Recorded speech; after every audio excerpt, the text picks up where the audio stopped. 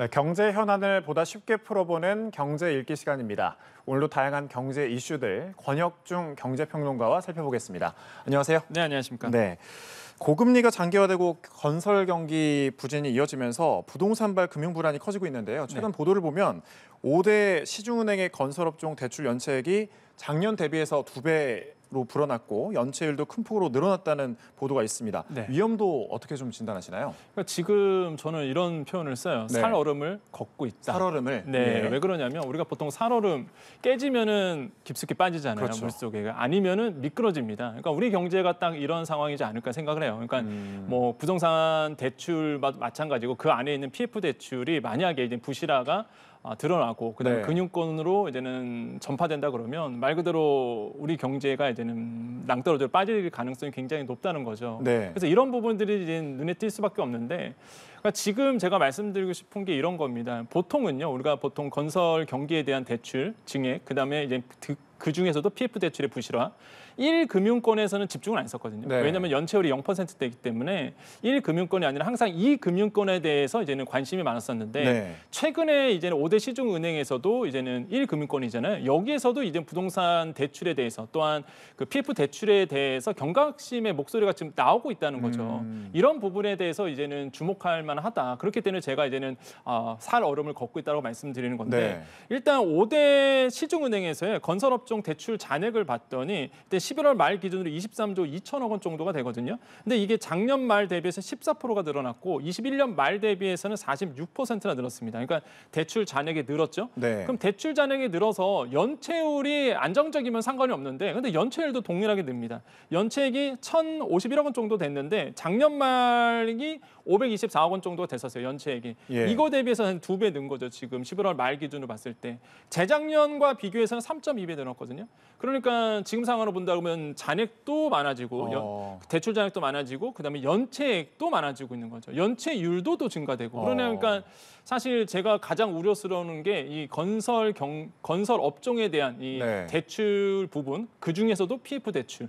이 부분에 대해서는 부실화 우려가 좀 크다. 그래서 좀 우려스럽다라고 보시면 되겠고 이거는 이제 5대 은행이고요. 네. 한국은행에서 조사했던 이제 전체 건설 부동산업의 연체율이 2분기에가 1.75% 나왔거든요. 그러니까 이거는 5대 시중을 넘어서 전체 금융기관의 이제는 건설 업종에 대한 이 그 부실화 네. 부분이 연체율이 1%가 넘어갔기 때문에 이게 점점 더 늘고 있다는 게 문제거든요. 그러니까 네. 이런 부분에 대해서는 경각심을 가져야 된다라고 좀 말씀드립니다. 연체액과 연체율이 그 차이가 나는 거 어떤 게 더 좀 심각하다고 볼 수 있는 거예요? 지금 말씀 중에서. 네. 실제 1금융권에 대한 연체율 자체는 한 0.45%밖에 안 돼요. 네. 그러니까 0%입니다. 1금융권 같은 경우는. 근데 제가 주목하고 있는 거는 이 연체율의 증가폭이 빠르게 늘고 있다는 거예요. 네. 그러니까 이거에 대해서 이제는 지금 경제계에서는 주목을 하고 있는 거거든요. 그러니까 연체율이 계속적으로 빠르게 늘고 있는 부분. 왜 느냐라고 본다 그러면 이게 해결이 안 되는 겁니다. 왜 네. 그러면 고금리 여파 때문에 지금 결국에는 시작이 된 거거든요. 네. 고금리 여파로 인해서 투자 자산 시장으로 돈이 안 몰리기 시작합니다. 그러면 건설업자 입장에서는요. 일단 내가 분양 대금을 받아서 이걸로 이제는 내가 대출 받았던 뭐 PF 대출에 대한 이 잔액을 갚아 나가야 되는데 돈을 갚을 수가 없는 거예요. 네. 그러다 보니까 이 고금리 여파가 계속적으로 진행되는 한 건설 경기에 대한 부정확성, 불확실성이 커질 수밖에 없고 이게 결국에는 금융권으로 이제 와전될 수밖에 없는 구조로 간다는 거죠. 네. 그래서 이런 부분에 대해서 이제 구조적인 역할이 있어요. 구조적인 모습들을 보이기 때문에 우려스럽다는 거고. 그래서 많은 분들이 궁금해하는 게 그러면 시작은 이제 고금리 상태가 어느 정도 지속되느냐거든요. 네. 지금 상황을 본다 그러면 미국에서 금리 인하에 대한 시그널이 나왔습니다. 시그널은 나온 거죠? 네, 나왔죠. 시그널은 나왔는데 이게 그러면 부동산업에 또한 건설 경기에 언제 영향을 주느냐가 많은 분들이 궁금해하세요. 네. 제가 봤을 때는 내년도 하반기에는 분명히 영향을 준다. 내년 하반이요? 네. 네. 왜 그러냐면 보통 우리가 이제 금리의 영향은요 부동산 시장 쪽에 보통 이제 영향을 미치게 됩니다. 근데 먼저 금리 인하가 먼저 시장에 미치는 게 주식 시장이에요. 네. 주식 시장에 먼저 선반영이 되고 주식시장에서 이제는 금리에 대한 영향을 반영이 된 다음에 부동산 업종은 보통 6개월에서 1년 정도 텀을 주고 영향을 줍니다. 네. 그러니까 지금 주식시장은 금리 인하에 대한 반응을 하고 있어요. 지금 선행적으로 하고 있고 그러면은 이제는 부동산 업으로 영향을 언제 주느냐? 보통은 1년 정도였는데 코로나19 그 막대한 유동성이 넘쳐났을 때 좀 빨라졌었죠. 6개월 사이에 왔었거든요. 네. 그런 관점에서 본다 그러면 지금으로 본다 그러면 내년도 이제는 하반기쯤이면은 부동산 쪽에서도 금리 인하에 대한 영향, 한마디로 우호적인 분위기, 긍정적인 분위기가 느껴지실 겁니다. 그렇게 된다 그러면 내년 하반기 가서야 건설 경기가 좀 풀릴 가능성이 커요. 그 전까지 반대로 보면은 그 전까지 상반기까지는 네. 역시나 위험하다는 거죠. 이 건설 경기가 풀려야 되는데 안 풀리니까 건설업자들, 건설업체 입장에서는 돈을 갖고 올 수가 없는 구조거든요, 지금. 그러니까 이제는 대출을 상환이 안 되고 이러다 보니까 이제 부실화가 되는 거죠. 그래서 이런 문제들이 언제든지 내년도 상반기까지 리스크를 안고 있다고 저는 생각을 해봅니다. 네, 일단은 당장은 아니라는 말씀이시네요. 네. 네. 은행권 내부에서도 최근 건설업종 빠른 연체율 상승에 대한 우려의 목소리가 나오고 있는데 네. 한국은행은 연체율이 추가 상승할 수도 있다. 네. 이렇게 경고를 했는데 이 이유는 뭐라고 봐야 될까요? 그러니까 한국은행이 지금 집중하고 있는 네. 게 대출 집중도예요. 이게 뭐냐면 업종별로 해서 어느 정도 대출을 받고 있느냐 이게 표가 있거든요. 보통 우리가 5대 업종으로 뽑는다 그러면 뭐 서비스업, 제조업, 그다음에 뭐 건설, 부동산, 그다음에 도소매업 이 5개를 꼽는데 이 중에서 부동산과 건설 경기에 대한 이제 대출 집중도 이거를 이제 보는 거죠. 이게 네. 이제는 업종별 GDP 대비해서 비중이거든요. 이게 한 3.3 정도 나왔습니다, 지금. 한마디로 생산하는 것보다 이 업종, 건설 경기가 가지고 있는 대출의 비중이 훨씬 더 높다는 거예요. 그러니까 이게 지금 계속적으로 문제가 될 가능성이 있어요. 한국은행도 이거를 집중하는 겁니다. 네. 여기서 나오는 부동산과 건설에서 나오는 GDP 대비 한마디로 이제 총 생산 대비해서 너무 많은 이제는 대출의 집중도가 이 업종에 쏠려 있다는 거죠. 그래서 이런 부분에 대해서 이제는 한국은행이 우려의 목소리가 나오고 있고 결국에는 이게 어떤 문제가 되느냐? 이런 건설업의 부실화가 금융업의 부실화가 되는 거죠. 대출금을 못 받으면 네. 도미노처럼 무너지거든요. 특히 네. 이 금융권 먼저 이제 부실화가 되겠죠. 그래서 금융업에 대한 이제 부실화를 우려하고 있는 목소리 한국은행에서 나왔다라고 말씀을 드립니다. 네, 또 말씀처럼 최근 부동산 PF가 걱정거리잖아요. 네. 최근 정부가 부실 사업장 옥석 가리기를 통해서 본격적인 구조조정에 나서겠다. 네. 라고 밝혔거든요. 어떻게 좀 가려내야 될까요? 이미 구조조정을 네. 하고 있어요. 이게 뉴스에는 보도가 안 되고 있는데 사실상 이제는 지방 부동산 건설업 같은 경우에는요 이미 지금 구조조정이 일어나고 있고 그다음에 이제 많은 이제는 건설 업체들이 구조조정 안에서 퇴출되고 있는 상황입니다. 그래서 은행권들도 지금 선별 작업에 들어갔거든요. 특히 네. 1금융권 같은 경우에는 살려줄 기업은 이제 금리를 낮춰주거나 아니면은 이제는 상환을 연기해주는 역할로 하면서 지금 이제는 건설업을 도와주고 있고 아니면은 이제 재생이 안 되는 한마디로 이제는 뭐 말 그대로 이제는 이자 보상 비율이 1 이하인 거죠. 한마디로 이제는 영업이익으로 대출금을 못 받는 업체들이 있거든요. 이게 3년 이상 지속이 되면 좀비 기업이라고 얘기하는데 아무튼 이런 어떤 그 상환이 안 되는 이런 기업들은 이제는 이미 퇴출되고 있는 상황입니다. 그래서 이런 게 이제 연착륙인 거죠. 네.